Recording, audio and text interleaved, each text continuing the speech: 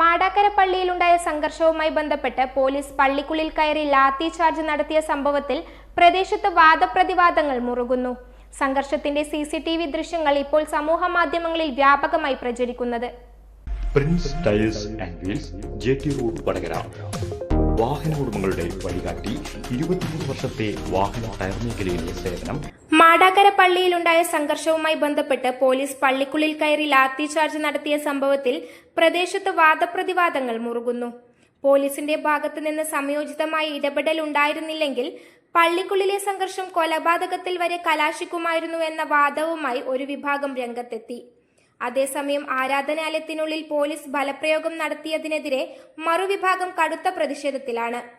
ഖത്തീബായ അബ്ദുറഹ്മാൻ ഫൈസി പൊന്മളയെ മാറ്റുന്നതുമായി ബന്ധപ്പെട്ട് പള്ളിയിൽ കാലങ്ങളായി നിലനിൽക്കുന്ന തർക്കമാണ് വീണ്ടും രൂക്ഷമായ സംഘർഷത്തിലേക്ക് നയിച്ചത്.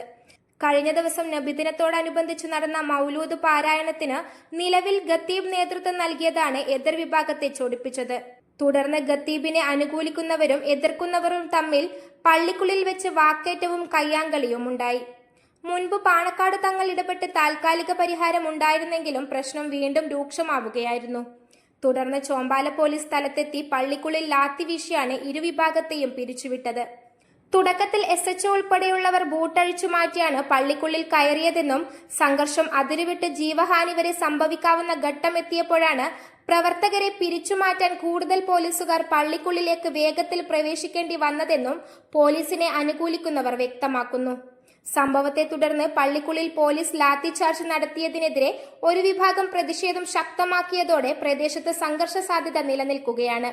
സ്ഥിതിഗതികൾ ശാന്തമാക്കാൻ സ്ഥലത്ത് കൂടുതൽ പോലീസിനെ വിന്യസിച്ചിട്ടുണ്ട്. News bureau, media, Vadakara. അല്ല, ഇന്ന് നല്ല സന്തോഷത്തിലാണല്ലോ. അതെ, സന്തോഷത്തിലാണ്.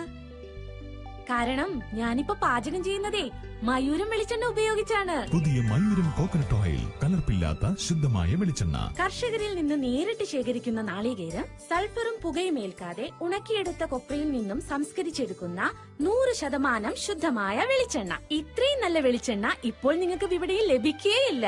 മയൂരം വെളിച്ചെണ്ണ, ഒരു ഏറെമല സർവീസ് സഹകരണ ബാങ്ക് സംരംഭം.